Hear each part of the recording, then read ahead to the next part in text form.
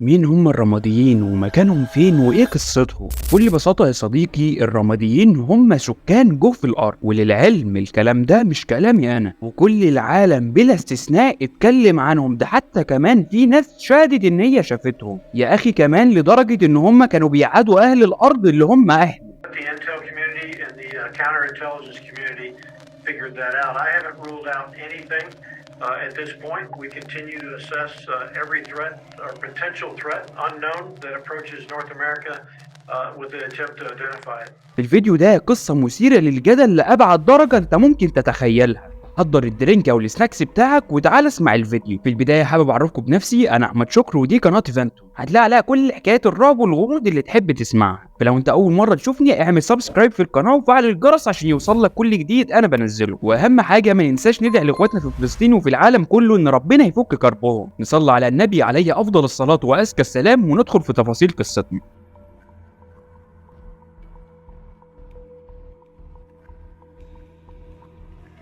تحت 15 كيلو من باطن الارض في عالم تاني غير عالمنا. ايوه بالظبط زي ما سمعت كده، مساحه اكتر من 17 دور زي اي برج. تخيل معايا كده انك قررت في مره من المرات تحفر في الارض لاي سبب ما، ومن حيث لا تدري تلاقي باب قدامك، والباب ده زي ابواب السراديب، فتقرر في نفس الوقت انك تفتحه، وبعدين تتفاجئ بوجود مدينه كامله تحت الارض، والمدينه دي عمرها بيتخطى ال 2 مليون سنه. فهيكون ايه ردة فعلك تجاه اللي انت شفته؟ طيب مين يا عم احمد اللي اكتشف الكائنات دي وازاي اكتشفوها اصلا؟ واحده واحده معايا وانت هتعرف كل حاجه. لو رجعنا بالزمن لورا للثلاثينات وافتكرنا الرحله بتاعت ريتشارد بيرد، ساعتها هنعرف كل حاجه، لان كل حاجه موثقه سواء بالفيديوهات او بالكلام. الرحله بتاعت ريتشارد بيرد ابتدت كرحله عاديه جدا، والرحله دي اتعملت لما شافوا عدد سكان الارض بيزيد، فقالوا احنا هنعمل رحله عشان نكتشف فيها القطب الشمالي والجنوبي، وده كله لاجل حاجه واحده بس، وهي اننا نعمل توسعات في كوكب الارض. فعلا جهزوا نفسهم واستعدوا للرحله وطلعوا ببعثه كامله. كل مهمه الرحله هي عباره عن اكتشاف ما وراء القطب الشمالي والجنوبي من معادن بقى وكنوز وغيرهم، لكن هم ما كانوش رايحين على اساس ان في سكان موجودين ورا القطب الشمالي والجنوبي،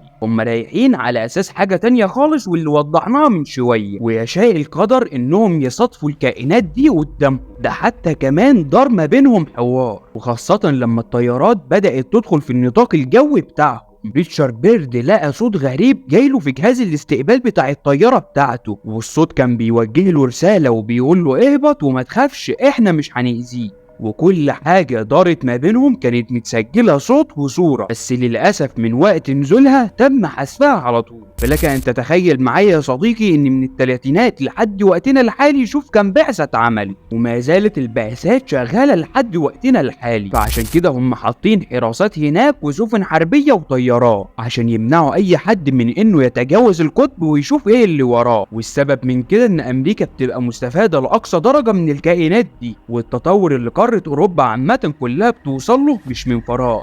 ده بسبب ان الكائنات دي عندها علوم متطورة لأبعد درجة انت ممكن تتخيلها، والكلام ده مش كلامي، ده كلام الدكتور محمود صلاح.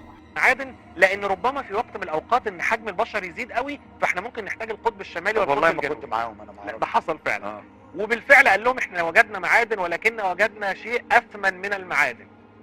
وهنا ابتدوا يركزوا معاه اكتر، قال لهم انا محتاج بعثة تانية، وهذه البعثة هي اللي نزل فيها الى باطن الارض علشان يلتقي مع فصيل متقدم من الكائنات اللي قالت له ان احنا متابعين ما يحدث على الارض، واحنا نعلم تماما ان انتوا هتؤدوا نفسكم الى تهلكة بسبب ما تقوموا فيه من اختراعات اسلحة، ولكننا لن نسمح سنة حاجة بهذا. و30. ده في الثلاثينات.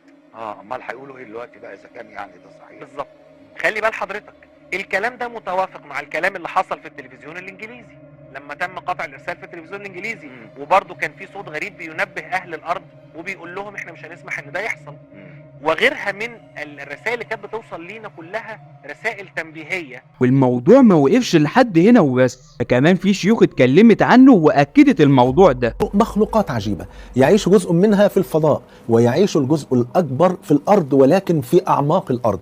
على أبعاد كبيرة جدا، إن هم عايشين في عدد كبير جدا من المدن العجيبة التي تكون تحت الأرض منذ آلاف السنين، وإن أجسادهم لونها رمادي، وإنه تم عمل فيلم تسجيلي وتم عرضه على إحدى القنوات الأمريكية، وأنهم على معرفة بأماكن تواجد هؤلاء الرماديين. بس برضه من المحتمل ان الموضوع ما يكونش حقيقي، لان لما الشيخ عثمان الخميسي اتسأل هل في سكان في ارض تانية غير ارضنا، بكل بساطة ده كان رده: ان كل سماء فيها اهلون، فيها سكان يسكنونها، بينما الارض لم يذكر هذا ابدا، وانما ذكر في الارض الاولى التي نعيش نحن عليها، لم تذكر الثانيه والثالثه والرابعه والخامسه والسادسه والسابعه اللي يعيش فيها احد، ولم يذكرها.